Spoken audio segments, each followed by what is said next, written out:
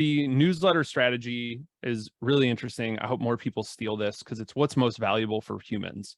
I've created a lot of content over the years, and I continue to do that on LinkedIn. I'm going to take my best stuff off of LinkedIn and stuff I've shared other places and pretty much create what I'm calling like an immortal newsletter. Like when you sign up, it's just an autoresponder, but it feels like a weekly newsletter because it goes in a cadence and stuff. But when you sign up, you're going to get 50 to 100 emails every Monday. And they're going to be really good, but there's no reason for me to reinvent the wheel every week and be like, well, I can't, I got 100 new subscribers. Did they not ever get that fire email that I sent last week? That's relevant and new or whatever, but that goes forever, right? Those Monday emails. We're also going to send out what I'm going to call like a CMO FOMO newsletter every Thursday or Friday. That is more of a community-based newsletter of like, here's great people to follow, some cool stuff we found on LinkedIn, stuff happening in our Slack community, articles you should read, like that sort of thing. So people are like, well, this like curates all the stuff I need to know for what I do for work. Awesome. That's helpful. That will be fresh every single week. That matters.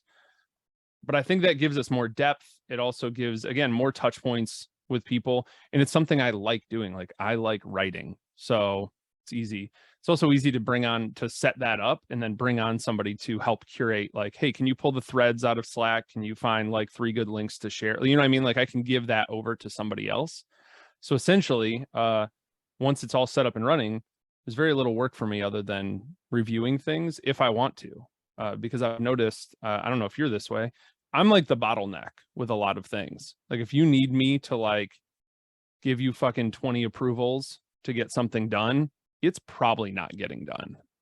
The podcast piece, I wanted to do something really tactical and like, show how fucking smart I was and everything.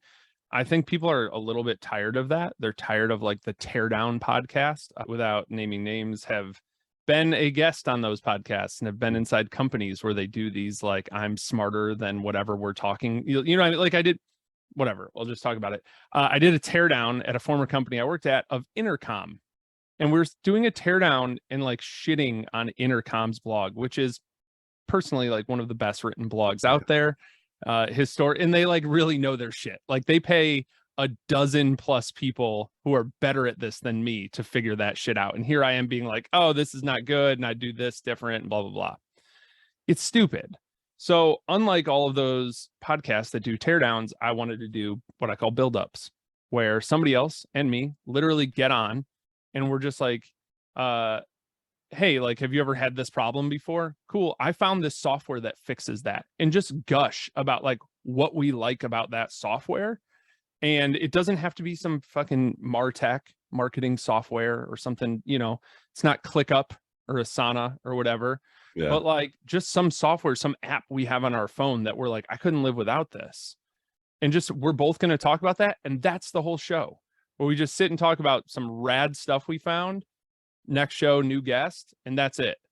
I think it's a unique premise. I think it's in my area of expertise, and it gives me a chance to make something that's got a lot of positivity, which is something I want to do. And to your point about content, like you have to figure out like what you do and what you're good at first.